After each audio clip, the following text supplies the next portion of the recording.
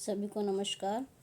आज हम कक्षा 11वीं के होम साइंस के अध्याय 18 संप्रेषण के परिप्रेक्ष्य में से बहुविकल्पीय प्रश्न ले रहे हैं, जिसमें कि 1 अंक वाले प्रश्न आते हैं।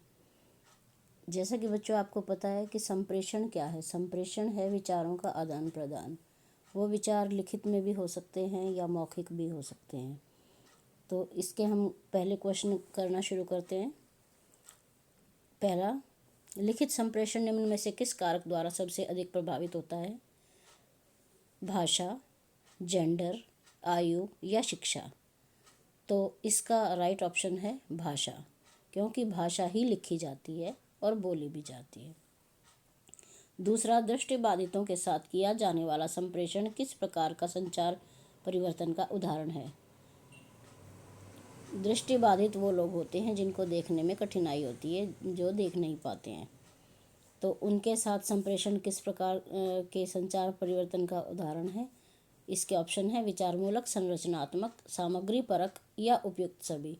तो इसका राइट ऑप्शन है संरचनात्मक, यानी कि कुछ नया क्रिएट करके, कोई संरचना करके, यानी संरचना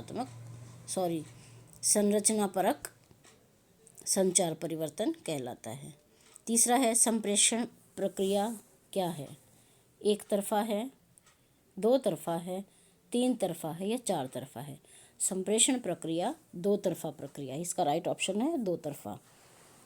फसलों पर कीटनाशकों का प्रभाव विषय पर एक संगोष्ठी का आयोजन करते समय निम्न में से किस कारक का ध्यान रखना अति आवश्यक है? ध्यान रहे, फसलों पर कीटनाशकों का प्रभाव विषय है। इसका ऑप्शन है इसके संदेश प्राप्तकर्ता के शैक्षिक स्तर पर, संदेश प्राप्तकर्ता के वस्त्रों पर, संदेश प्राप्तकर्ता की पारिवारिक पृष्ठभूमि पर या उपरोक्त में से कोई भी नहीं। तो इसका राइट ऑप्शन है बेटा संदेश प्राप्तकर्ता के शैक्षिक स्तर पर, यानी कि फसलों के कीटनाशकों का प्रभाव विषय पर अगर संगोष्ठी की जाती है, कोई सभा की जाती है, तो उसका आयोजन करते समय जिस कारक का ध्यान रखा जाएगा वो है संदेश प्राप्तकर्ता के शैक्षिक स्तर को। नेक्स्ट क्वेश्चन है निम्न में से कौन सा आधुनिक संचार तकनीकी का उदाहरण है?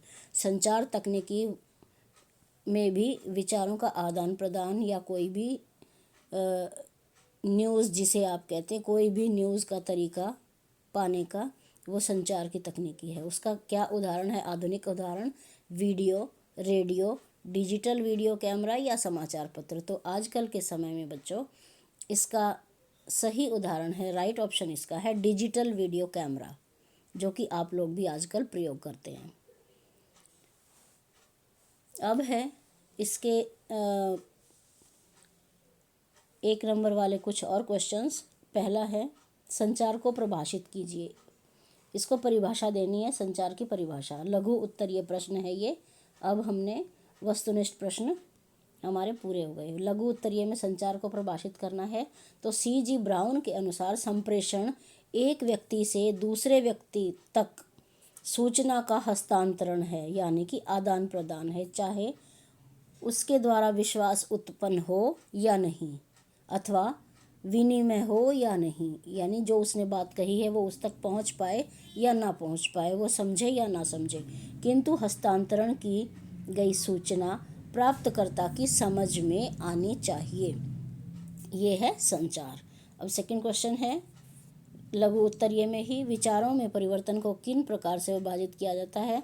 तो विचारों में परिवर्तन को 3 प्रकार से विभाजित किया है। एक विचार मूलक परिवर्तन, दूसरा संरचनात्मक विचार परिवर्तन और तीसरा सामग्री परक विचार परिवर्तन।